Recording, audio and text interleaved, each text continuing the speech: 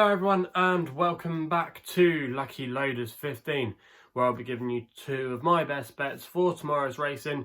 Now before we get stuck into that, I just want to say I hope some of you were able to watch the Hong Kong international preview I did with Hong Kong racing blogger Shireen Wu, and also as well my co-host on the In the Saddle podcast, Mark Karosky, as we were able to find some nice winners at the international meeting at Sharton today. I myself found a 16-1 winner, putting up Normcore in the Hong Kong Cup, so I hope some of you back there. Also as well, we were really keen on the chances of Mogul, and he was a really impressive winner today in the Vars, which was won by Highland Reel a couple of years ago. He actually won it twice. So it's a race that Ballydoyle would like to have targeted over the last couple of years, and we're all sweet on Mogul on the panel. So I hope some of you were able to back some of the winners that we put up on that preview. Also as well, however, I've got to admit, that was the good part of our day today. Our selections on our YouTube channel here weren't that good. They weren't actually that weak in the market, to be fair to them. Get Around was quite strong all day, and so as well was Shattung. Get Around, start of him first at Carlisle. In the end, he wasn't able to dictate things. He wasn't able to make all the running, and in the end, I think that's what paid to his chances. And maybe he is a little bit high in the weights, and that's probably going to be the last time I'm going to be backing him again in a handicap for a little while, unless I see a race with absolutely no pace in it, and maybe I might put him up. But yeah, unless it's going to be a tactical race in future, I'll probably leave Get Around alone for the time being. Shattung, to be fair, was quite well backed for Bryony Frost and Lucy Rodham, who had a winner yesterday, obviously at Cheltenham with the White Mouse, but I think running over 2 miles didn't suit it today. My angle in was because a lot of these mares, if you look at the form, hadn't really shown too much form on the ground. It was quite testing itself today.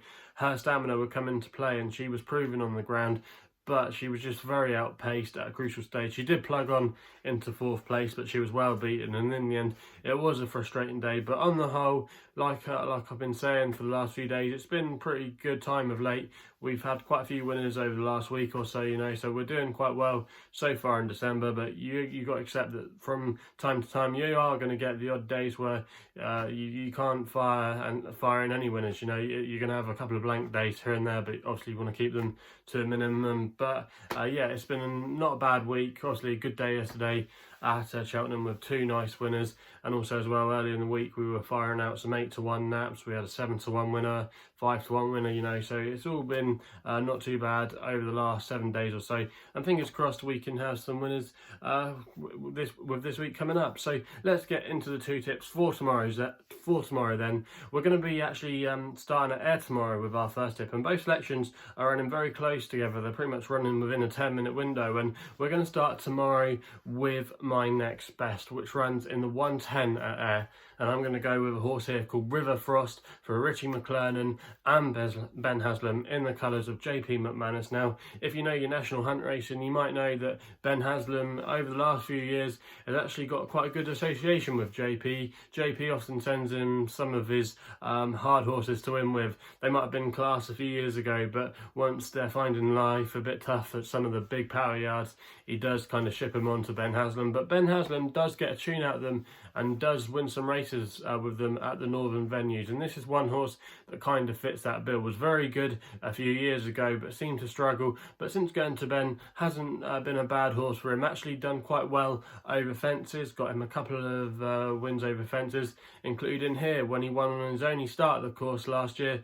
in a novices handicap chase, when he won off a mark of 120 in bottomless ground over this trip as well. So that's a really massive plus for this horse tomorrow, having that course win under his belt and being able to go on the testing ground, because it's going to be very heavy at Ayr tomorrow. I think they've got rain coming in tonight and on to tomorrow, so it's going to be quite testing. But to know that this horse can A, handle the track, and B, last over the trip, that should be a lot of positives there for this horse. Now, this horse tomorrow is going to be running off a mark of 123 over hurdles.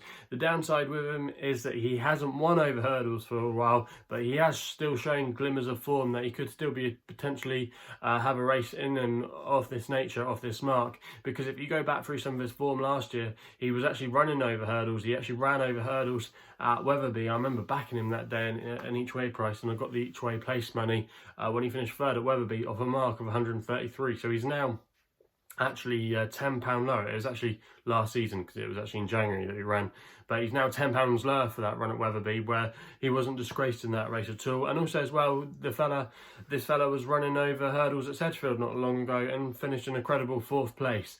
And if you look at the dynamic of the race tomorrow, I don't think this is a particularly strong contest at all. The favourite for Tom Lacey, you know who, I think is far too short in the betting for my liking, and I don't think it's really done that much to suggest that it's got plenty in hand off its mark. I think it's going to be tough ask for it tomorrow. And the maybe the sexy horse in the race is Ollie Murphy's runner Rio Quinto. We haven't seen that horse for a long time, and that'd be a major concern of mine. So I think tomorrow the race could set up quite nicely for River Frost, because there's going to be a couple of horses that like to be prominent, like to be handy. River Frost is a horse that likes to be delivered into the race, and I could just see Richie sitting at the back of the field and this horse cruising through the field down the home straight, and hopefully got enough under the bonnet to go and get the job done. And I think at 8-1, that's a really good dynamic here for the each way angle at least, and I think 8-1 is a big price. And I'd be disappointed actually if this horse couldn't at least make the frame tomorrow. There's 9 runners currently, so with the 8 places minimum for the 3 places, I think this is really a solid option, and I think 8-1 is a fair price. So that's why I'm going to be recommending this horse as my next best tomorrow. We then go to the Nap, which actually is going to be running not long after, like I said, in the 118 at Plumpton, with a horse called Guguss Collonges for Josh Moore, riding for his dad Gary Moore. You can currently back this horse at 5-1, and I'm going to recommend the Dirty each way here.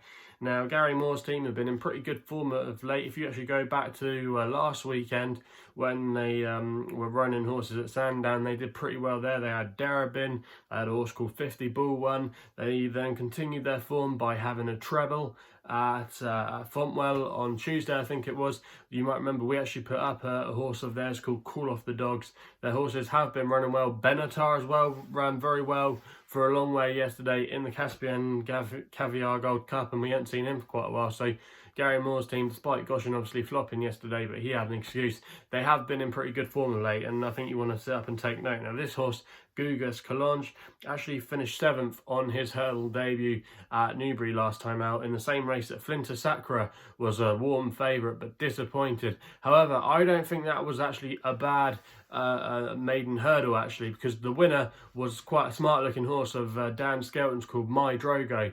But I think there'll be winners coming out from that race, and I hope obviously this one can be one of those. Was actually running on quite strongly at the line. If you can go back and watch a race replay, I'd urge anyone to go back and watch that race at Newbury. Watch out for him, because he is running on quite strongly at the end. When the camera goes to the line, he is actually hitting the line quite hard, and he wasn't being stopped after the line. It was taking him a while to be pulled up. So I think stepping up to pin trip tomorrow, which he is doing, is definitely a really good angle win with this horse. Going up to 2.5 tomorrow. I think the testing ground also as well will be in his favour. He probably found the ground a little bit quick last time out at Newbury. He's actually a French bred, and obviously normally we associate with French bred horses just liking that little bit of juice in the ground. But another positive thing as well is in the pedigree of this horse going up in trip, because and it suggests he'll handle it, because he's related to Plenty of Stairs. He's related to a nice staying horse called Vivaldi Collonges, and like I said, Plenty of Stairs in the pedigree, so that's going to help him as well, I think, going up in trip. And if you look at the dynamic of this race, the favourite is for Venetia Williams' horse. Venetia's horses are running okay, not brilliantly, and you don't normally associate her with novice hurdles. And I'd probably want to swerve this horse making its seasonal reappearance tomorrow. Also as well, Oliver Sherwood's horse, not sure, the yard haven't been in good form, but I think this boy has got the race fitness under his belt. Also as well, a promising run, I thought, actually, last time at Newbury, better than the Bear results suggested. It's one of those races, I think, where sometimes you just ignore what the comments say. Sometimes these comment writers write the wrong thing. They always say, always make a chaser, but sometimes they're rubbish when they go chasing. So don't always trust the comments on face value. So always watch the replays if you can and learn from your eyes. Always a top tip there that I always tell everybody who asks me what my strategies are, look at the race replays if you can. Also as well, I should have mentioned that this horse actually ran in a bumper at Sandown when he finished in 6th place behind a Nicky Henderson horse called No Ordinary Joe. I think that was a really good bumper actually at Sandown, and we'll be seeing winners from that. So I think this horse has been at the deep end of late, but I think he's back into a really calm, it's quite a winnable race for him tomorrow, and I think a 5-1 is a big price. And I don't think he'll be that price come post time. I think he'll be vying for favouritism. I could see him going off 10-3, 3-1, possibly come the off. So you can still get the 5-1. I think the dirty each way is the way to play here. And for me, it's going to be my nap of the day. That's Guguss Collonges in the 118 at Plumpton. So they're the 2 tips for tomorrow's racing. If you haven't done so already, please make sure you hit the subscribe button and hit the thumbs up. Also as well, if you want to follow me on social media, you can do. The best place to do so is on Twitter, where my handle is at LuckyLoader15. There's a link to it in the description box below. And also as well, there's a link in the description box below if you want to find out a little bit more about myself, where my website is www.chrisloaderracing.co.uk. So please gamble responsibly. Hopefully we can have a couple of winners tomorrow, and we'll be seeing you soon.